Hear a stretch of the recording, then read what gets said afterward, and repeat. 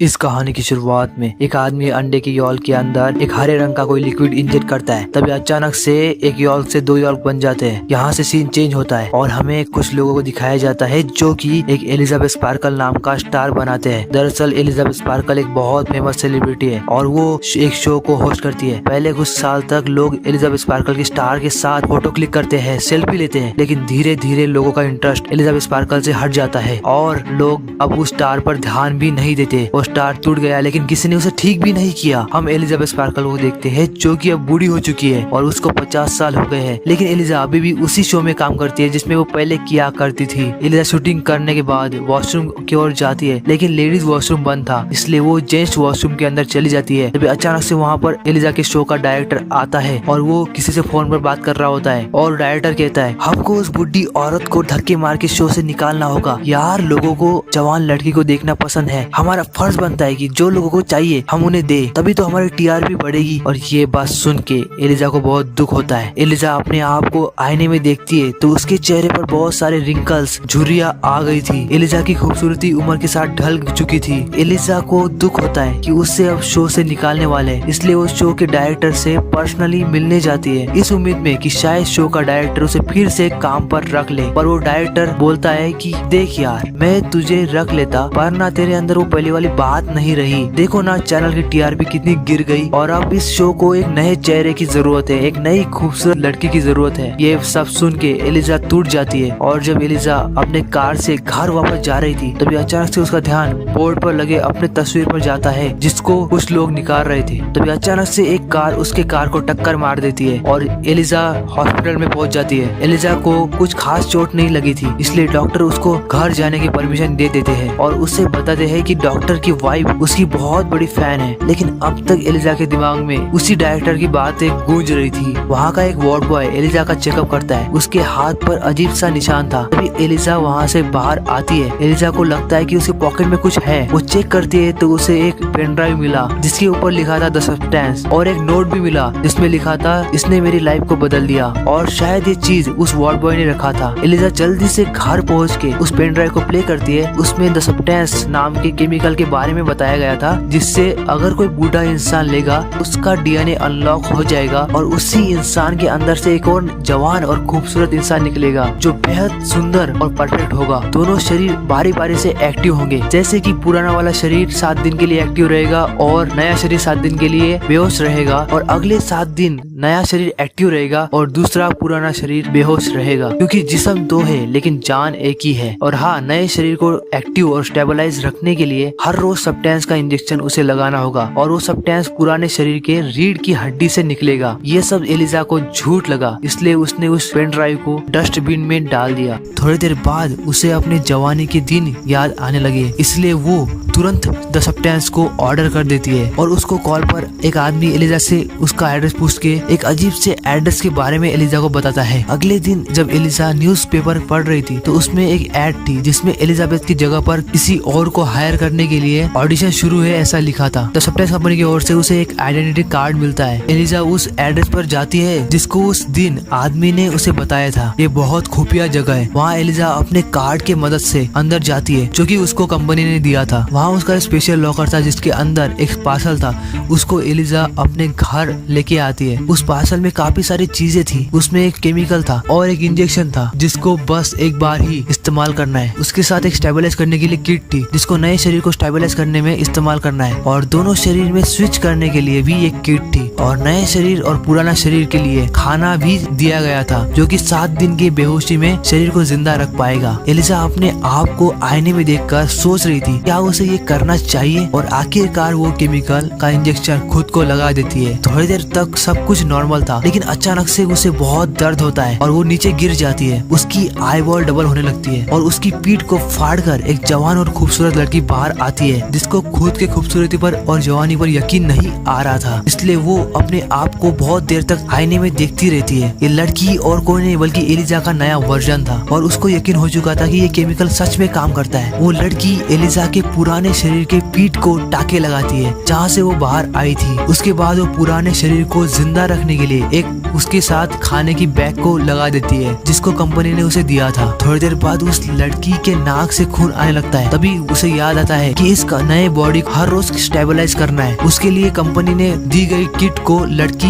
Elijah के पुराने शरीर के पास ले जाती है और इंजेक्शन से पुराने शरीर के रीढ़ की हड्डी से सब्सटेंस निकालती है और नए शरीर को सब्सटेंस का इंजेक्शन लगाती है। उसके बाद उसका शरीर स्टेबलाइज हो चुका था और अब वो लड़की उसी शो के ऑडिशन के लिए जाती है जिससे एलिजा को निकाल दिया गया था। वहाँ वो लड़की अपना नाम सू बताती है और डायरेक्टर उसकी खूबसूरत जवानी को देखकर उसको सिलेक्ट कर लेता है। अब जो कि 7 दिन बाद सू को एलिजा के पुराने शरीर में स्विच करना होता है, इसलिए वो डायरेक्टर से कहती है कि उसको हर हफ्ते अपने माँ का ख्याल रखने के लिए शहर से बाहर जाना पड़ेगा क्योंकि मेरी माँ बहुत बीमार है। और डायरेक्टर उसकी इस शर्त को मान लेता है। सू उस शो में काम करने लगती है और कुछ ही दिनों में उसके बहुत सारे फॉलोअर्स बन जाते हैं और पूरे शहर में उसके बड़े बड़े पोस्टर लग जाते हैं क्योंकि सू बहुत सुंदर थी। ऐसे ही 6 दिन बीत गए और आज 7वां दिन है, यानी कि पुराने शरीर में वापस जाने का वक्त आ गया। सू बॉडी को स्विच करने की किट से अपने आप को एलिजा के शरीर में स्विच कर जाती है। अब 7 दिन तक एलिजा का पुराना शरीर एक्टिव रहेगा और सू का शरीर सोया रहेगा। एलिजा होश में आके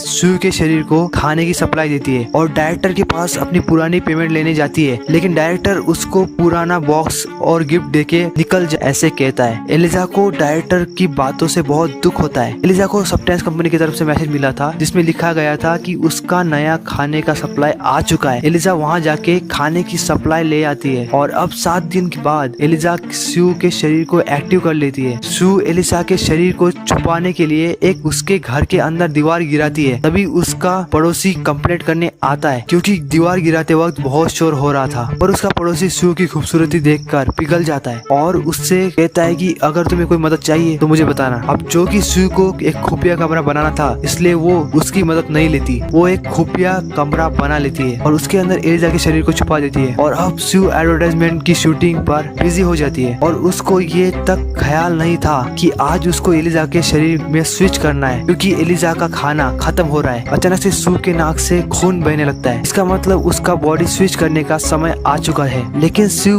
कुछ और समय के लिए अपने इस शरीर में रहना चाहती थी, इसलिए वो एलिजा के शरीर से सब्सटेंस को निकाल लेती है और उस सब्सटेंस को अपने अंदर इंजेक्ट कर लेती है जिससे कि सू फिर से ठीक हो जाती है। और 7 दिन सू ऐसे ही सब्सटेंस को एलिजा के शरीर से निकाल कर इंजेक्ट करती रहती है। जब एलिजा के शरीर में सू ने स्विच किया तो एलिजा की एक उंगली पूरी तरह से गल चुकी थी। इसका मतलब ये हुआ कि अगर सू सही समय पर एलिजा के बॉडी में स्विच नहीं करेगी तो एलिजा की बॉडी बूढ़ी होने लगेगी। एलिजा सब्सटेंस कंपनी में कॉल करके बताती है कि सू ने 1 हफ्ते तक एक्स्ट्रा सब्सटेंस का इस्तेमाल किया जिसकी वजह से मेरी एक उंगली गल चुकी है, क्या हम उसे ठीक कर सकते हैं? तो आदमी उसे बताता है कि अगर तुम सही समय पर शिफ्ट नहीं हुई तो उससे जो साइड इफेक्ट होंगे उसे फिर से ठीक कर पाना पॉसिबल नहीं है, इसलिए टाइम की रिस्पेक्ट करो और बैलेंस बना के रखो, तुम्हें कोई प्रॉब्लम नहीं होगी और याद रहे कि तुम दोनों एक ही हो। और ये सुन के एलिजा के तोते उड़ जाते हैं और अब एलिजा रिफिल लेती है जिसमें सू और उसके लिए बेहोशी के टाइम का खाना था। एलिजा एक रेस्टोरेंट में खाना खाने जाती है जहाँ पर उसे एक बूढ़ा आदमी मिलता है। उसके हाथ पर ठीक वैसा ही निशान था जैसा कि उस नर्स के हाथ पर था। वो उससे कहता है कि मैं जानता हूँ कि तुमने सब्सटेंस का इस्तेमाल किया है, वैसे जितना जरूरी तुम्हारा नया वर्जन है उससे कई गुना ज्यादा इम्पोर्टेंट ये पुराना वाला वर्जन है और इसलिए चाहे कुछ भी हो जाए तुम नए शरीर को अपने पुराने शरीर को खाने मत देना। इतना सुनते ही एलिजा डर जाती है और वहाँ से भाग जाती है। शायद वो बूढ़ा आदमी एलिजा का पीछा कर रहा था। वो घर आके अच्छे से तैयार होती है। एलिजा को उस बूढ़े आदमी की बात में दम लगा, इसलिए वो अपने इस रूप में भी खुश रहना चाहती है। वो अपने एक पुराने दोस्त को कॉल करती है और उसे मिलने के लिए बुलाती है, पर एलिजा की नजर सू के पोस्टर पर पड़ जाती है जिससे कि उसका आत्मविश्वास कम हो जाता है और उसे सू की खूबसूरती से जलन होने लगती है और वो अपना सारा मेकअप खराब कर देती है। अपने दोस्त से मिलने भी नहीं जाती और टेंशन में काफी सारा खाना खाती है। और अब एलिजाबेथ ने सू के शरीर में स्विच कर लिया और सू जब डांस कर रही होती है उसके पिछवाड़े में हम्प आ जाता है जिसको वो किसी तरह से बेली बटन से निकाल लेती है। तो वो पता लगता है कि वो एक चिकन का टुकड़ा था जो कि एलिजाबेथ ने खाया था और ये देखकर सू घबरा जाती है और वो नींद से जाग जाती है। इसका मतलब ये सू का सपना था। तो सू शूटिंग के जगह पर पहुंच जाती है। वहाँ पर उसे एक आदमी बताता है कि ये शो अब बंद हो चुका है। सू मायूस होकर डायरेक्टर से मिलने जाती है। डायरेक्टर उससे कहता है कि यह आम शो तुम्हारे लायक नहीं है, तुम न्यू ईयर का शो होस्ट करोगी जो कि अब तक का सबसे बड़ा शो है जिसमें 50 मिलियन लोग तुम्हें लाइव देखेंगे। ये सुन के मानो सू को जन्नत की खुशी मिल गई और इसलिए बिना कुछ सोचे समझे उसने उस शो के लिए, हालांकि जिस दिन न्यू ईयर है उस दिन सू को एलिजा के शरीर में जाना था। सू शूटिंग में बहुत बिजी हो जाती है और कई हफ्ते तक एलिजा के शरीर में नहीं जाती और बहुत सारा सब्सटेंस एलिजा के शरीर से निकाल लेती है और अपने अंदर इंजेक्ट कर लेती है। और जब हफ्तों बाद सू एलिजा के शरीर में जाती है तो एलिजा बहुत बूढ़ी हो चुकी थी, क्योंकि सू ने काफी सारा सब्सटेंस एलिजा के बॉडी से निकाल लिया। एलिजा सब्सटेंस कंपनी में कॉल करके पूछती है कि सू ने मेरे पुराने शरीर से एक्स्ट्रा सब्सटेंस निकालने की वजह से मेरी बॉडी बहुत ज्यादा बूढ़ी हो चुकी है, क्या इसे फिर से ठीक कर सकते हैं? तो कंपनी वाले उसे कहते हैं कि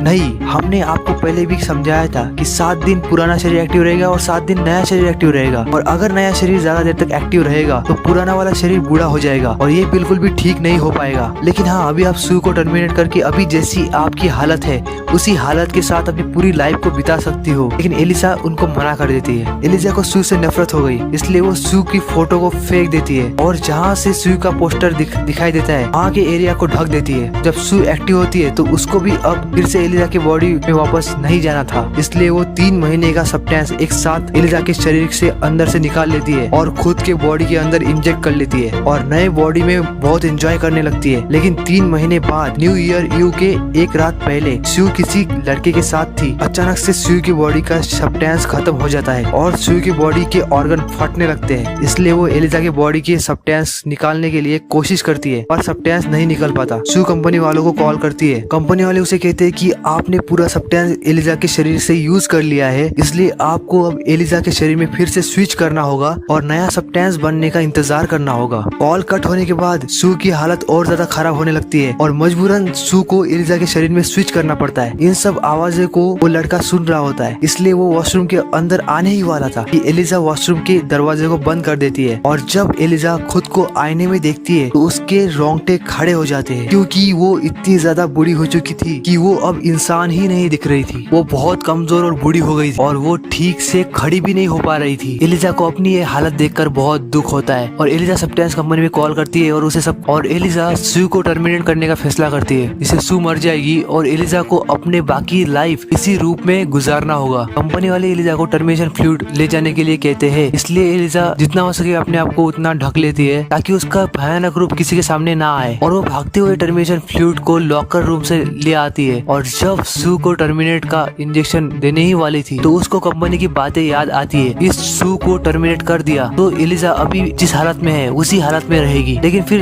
एलिजा का ध्यान उसके जवानी के फोटो पर जाता है और कहीं न कहीं एलिजा अपनी इस हालत के जिम्मेदार सू को मानती है, इसलिए वो सू को टर्मिनेशन का इंजेक्शन देती है। उसने आधा ही इंजेक्शन इंजेक्ट किया था कि उसको याद आता है कि सू को न्यू ईयर का सबसे बड़ा शो होस्ट करना है, उसको अवार्ड और लोगों का प्यार मिलेगा। ये सब सोच के वो टर्मिनेशन का इंजेक्शन फेंक देती है और सू को उठाने की कोशिश करती है पर सू उठ नहीं पाती, इसलिए अब एलिजा बॉडी स्विच करने लगती है। और अब सू और एलिजा एक साथ एक्टिवेट थे क्योंकि एलिजा ने आधा ही टर्मिनेशन फ्लूइड सू को दिया था। और अब सू ये देखती है कि एलिजा उसको टर्मिनेट करने वाली थी तो उसको बहुत गुस्सा आता है और वो एलिजा को बहुत मारती है, जिससे कि एलिजा का सर फट जाता है और एलिजा मर जाती है। और उसके बाद सू को एहसास होता है कि उसने बहुत बड़ी गलती कर दी, क्योंकि अब उसे स्टेबलाइज होने के लिए सब्सटेंस भी नहीं मिल पाएगा, क्योंकि वो सब्सटेंस एलिजा के रीढ़ की हड्डी से बनेगा। लेकिन अब एलिजा मर चुकी है और अब इन सब बातों को सू इग्नोर करके अपने न्यू ईयर शो को होस्ट करने के लिए चली जाती है। उससे वहाँ बहुत खुशी हो रही थी, लोग उसका वेलकम कर रहे थे। लेकिन अचानक से सू को अजीब लगता है और वो वॉशरूम के अंदर जाती है और अचानक से सू के 2 दांत गिर जाते हैं। अब जो कि एलिजा की डेथ हो चुकी है तो सू की बॉडी को स्टेबलाइजर नहीं मिल रहा, इसलिए वो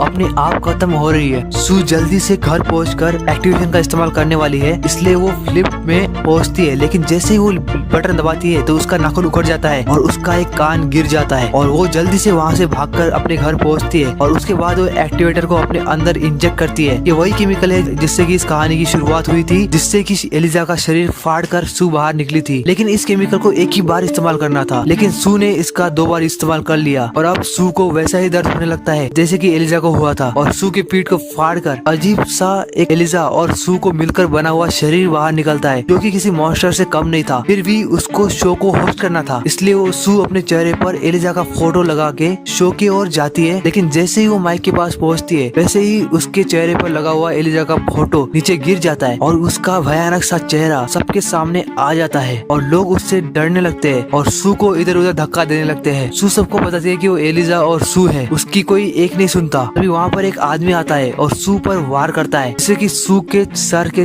टुकड़े टुकड़े हो जाते हैं और उसके शरीर से खून निकलने लगता है और वो खून चारों तरफ फैलने लगता है और अब सू वहाँ से भागने लगती है कि तभी उसके शरीर के टुकड़े टुकड़े हो जाते हैं और उन्हीं टुकड़ों में से एलिजा का चेहरा रेंगते हुए बाहर आता है और एलिजा के स्टार पर रुक जाता है और एक स्माइल के साथ वो चेहरा भी पिघल जाता है और वहाँ सिर्फ खून रह जाता है और उस खून को सुबह काम करने वाले साफ कर देते हैं और इसी के साथ एक कहानी यहीं पर खत्म होती है।